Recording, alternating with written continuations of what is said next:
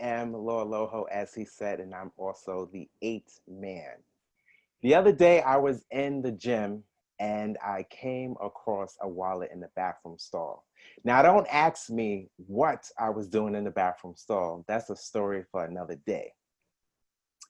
The wallet belonged to old man Jenkins. Inside of that wallet was his ID, credit cards, and $23. Now, I knew deep down inside of me, I was going to return that wallet. What shocked me most was my mind's reaction to the wallet. My mind said, look at God, a reward of $23. Now, I couldn't believe what my mind was saying. I said, no, no, no, Lord, we can't do that. We must return every single thing. Henry Carver said it best. If you do not have integrity, you do not have nothing at all. I'll say it again. If you do not have integrity, you do not have nothing at all. If I were to have kept the $23, I would have nothing. I wouldn't be $23 richer. I would have nothing. Repeat after me. My integrity is defined by me and yours by you. To have integrity means to be an integrated whole with all of your actions and words, reflecting who you believe yourself to be. I'll say it again. To have integrity means to be an integrated whole with all of your actions and words, reflecting who you believe yourself to be. You have to show up as yourself when it's hard and when you don't want to. You gotta show up. You see, when we don't, we fall short. Had this been 20 years ago, I probably would have kept the $23. I was growing up in foster care. I didn't have much to eat. I didn't have clean clothes. I could have used the $23. It would have went a long way. But knowing what I know today and the person that I am, I would tell my younger self to give back the $23. Don't worry about anything, Laura. You will be okay. You will be blessed. God will give it back to you in tenfold. Now, the definition that I gave you earlier didn't say anything about what other people want, believe, or do. It's about what's inside of you. What's inside of you? Repeat after me. My integrity is defined by me and yours by you. My first point. When what we say or do is not in alignment, we fall out of integrity. We fall short.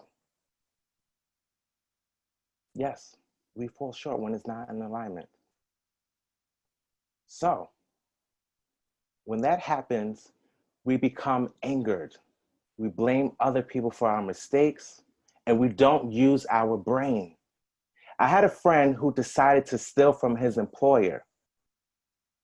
Life had him backed up in a corner, and he thought the best possible thing was to steal.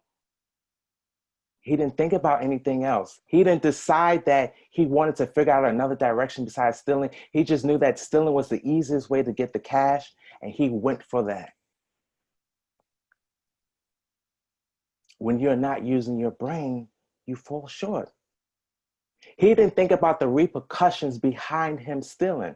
Suppose he got caught and the employer decided to prosecute him. He'd be sitting incarcerated. What about his child? He didn't consider his child's well-being. His child could have been placed in the system. She could have faced the same reality that I faced growing up. You see, when we fall out of harmony, we're not living up to our highest expression of ourselves.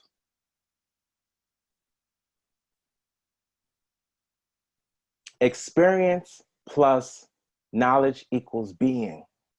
You have to gain the experience, get the knowledge, and then you're in a state of being. When you're in the state of being, you're at your highest self-expression. All that is inside of you is love, and that's all you have to give. When all you have is love inside of you to give, there's no bitterness, there's no anger, there's no resentment. It's just love. Remember, what you put out is what you attract. So if all you have is love inside of you, then that's what you're going to attract. Let's not forget, it also starts up here as well. What you have up here is what you're going to attract as well. So remember to watch your thoughts. Watch them. Repeat after me. My integrity is defined by me and yours by you. My second point. It's okay to forgive self. This is when we are striving to be the best person that we can be. Sometimes we fall short, and it's okay.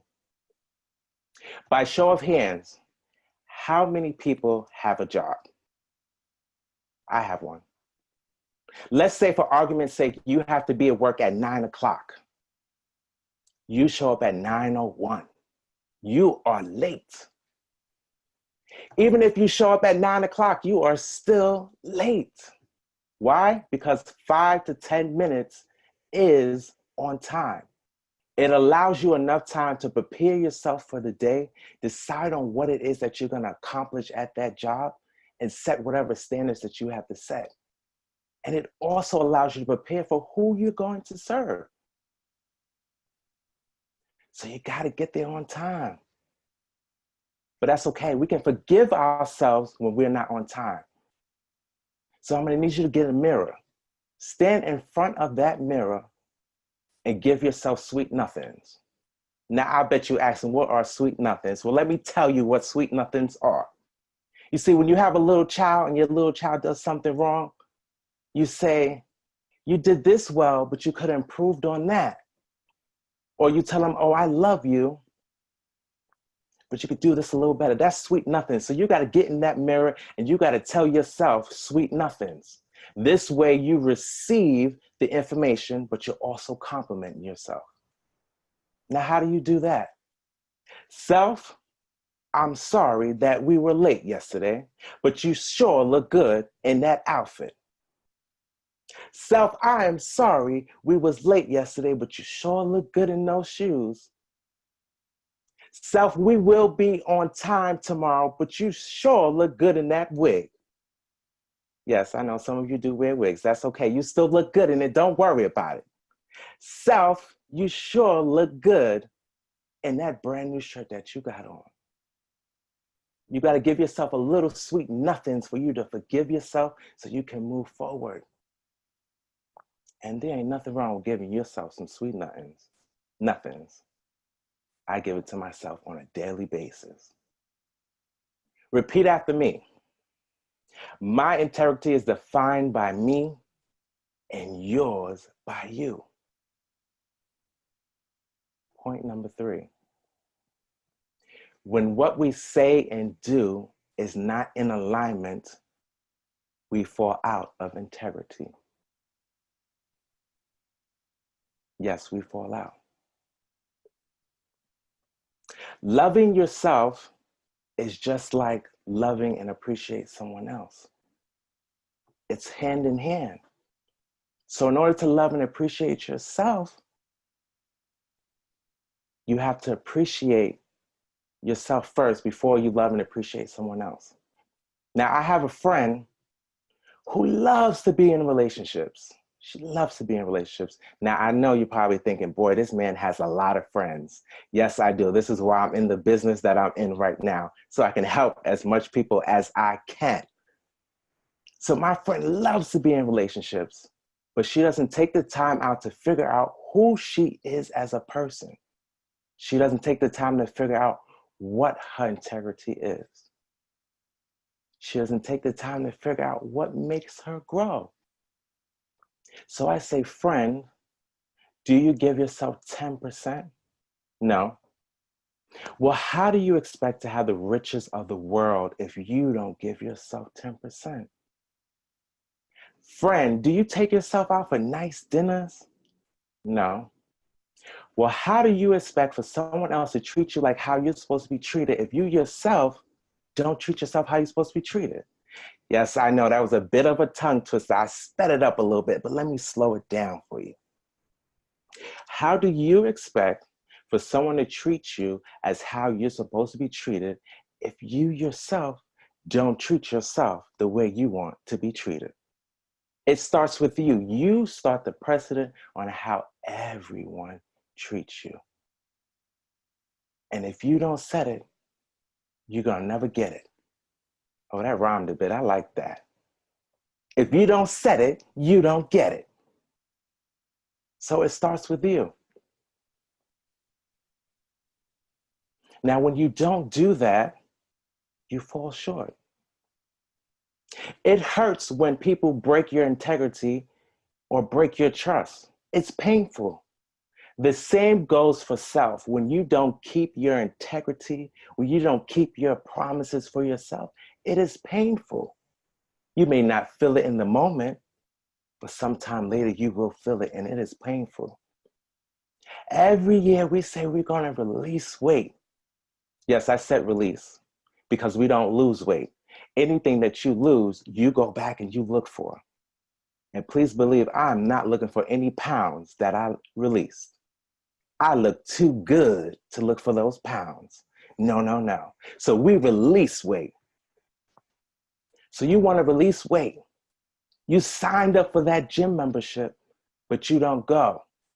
Are you living within your integrity? You want to release weight, but you have the same eating habits. Are you living within your integrity? Every year we say we're going to travel the world, but we get it confused with getting on the train and going to work.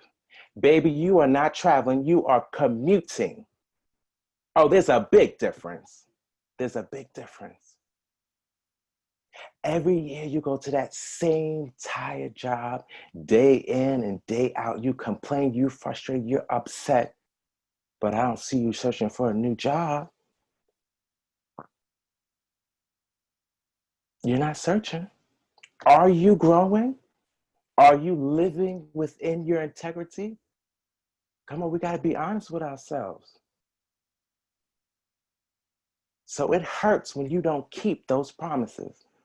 Just the same way someone else breaks their promise to you, it helps when you do that to self. Repeat after me. My integrity is defined by me and yours by you. My final point. My third point, final point. Oh, I'm trying to speed this up. When you are not living in integrity, mess it up again. When you are living in integrity, it's so important for personal growth. Why is it important? Because you got to live up for yourself. You got to live up for yourself. Now, my final point.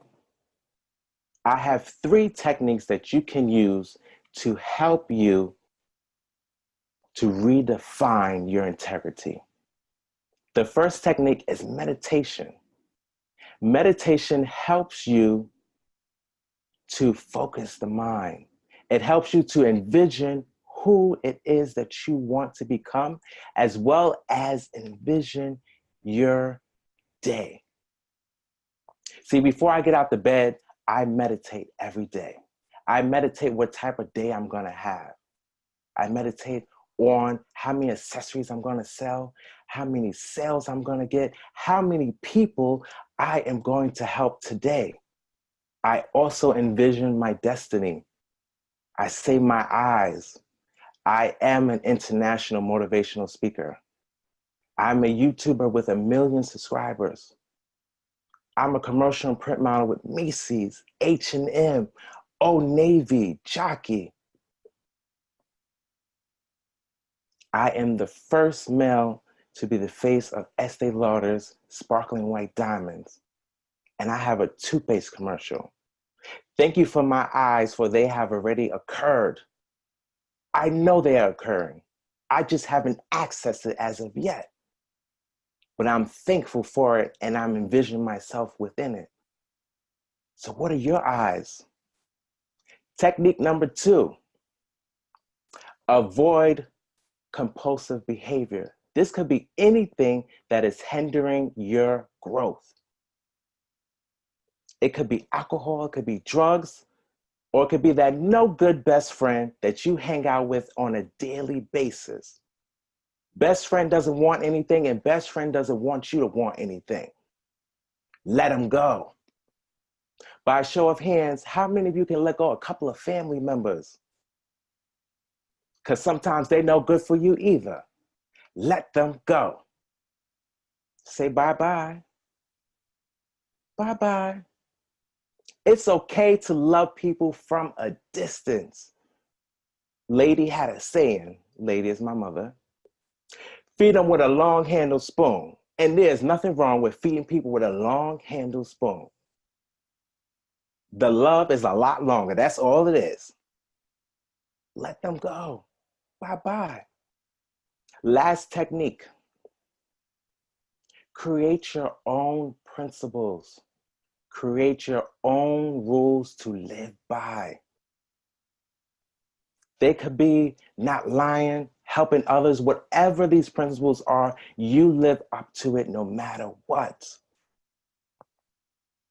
You see, because society has its own rules, and those rules are used to keep you in line.